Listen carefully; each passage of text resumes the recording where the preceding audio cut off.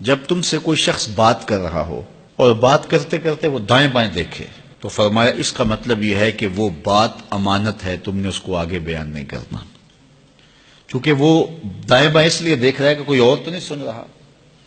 تو پھر اس کا مطلب کیا ہوا؟ یعنی اگر کوئی بندہ روٹین سے بات کر رہا ہے تو لہجے میں آہستہ ہو جاتا ہے، تو پھر بھی یہ اس بات کا اشارہ ہے کہ وہ اس بات کو راز رکھنا چاہ رہا ہے۔ دیواروں کو بھی کان ہوتے ہیں تو وہ ذرا آہستہ بول رہا ہے، اور وہ بات کرنے سے قبل دائیں بائیں دیکھتا ہے کہ کوئی اور تو نہیں سن رہا، تو وہ آپ سے کر رہا ہے، تو اس نے یہ آپ کو کہا نہیں کہ یہ راز ہے۔ کہتے ہیں صاحب عقل وہ ہوتا ہے جس کو راز بتانے کے بعد یہ نہ بتانا پڑے کہ یہ راز ہے۔ اس میں اتنی عقل تو ہو نا، اتنا تو فہم ہو نا کہ راز بتائیں اور پھر بتائیں کہ یہ راز رکھنے والی چیز ہے۔ تو رازدار ایسا ہونا چاہیے کہ جس کو راز بتانے کے بعد یہ بتانا نہ پڑے کہ یہ راز ہے اور یہ راز نہیں ہے۔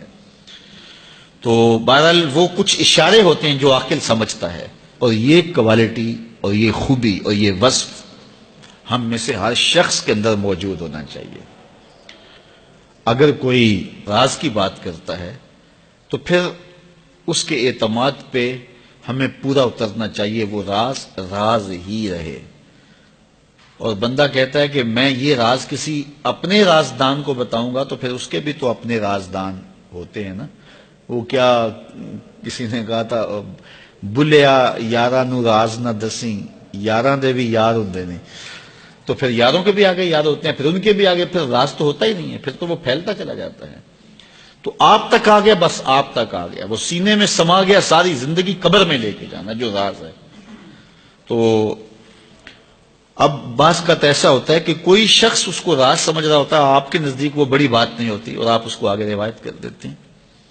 تو جب اس نے آپ کو راز کے طور پہ کہا ہے، وہ بڑی بات نہیں بھی تھی، لیکن آپ اس کو راز رکھیں گے تو یہ بڑی بات ہوگی کہ اس نے راز سمجھا اور وہ بڑی بات نہیں تھی، لیکن آپ نے اس راز کو راز ہی رہنے دیا اور ساری زندگی اس راز کو جو ہے وہ فاش نہیں کیا ہے، تو یہ ایک بڑی بات تھی۔ تو یہ حضور علیہ الصلوۃ والسلام کا فرمان ہماری اخلاقی قدروں اور ہماری زندگی کی خوبصورتیوں کی ضمانت ہے کہ جب کوئی شخص تم سے بات کرے اور بات کرتے ہوئے دائیں بائیں دیکھے تو تم اس کو راز سمجھو، اور وہ تمہارے پاس اس کی امانت ہے، تو امانت کے اندر خیانت نہیں کرنی چاہیے۔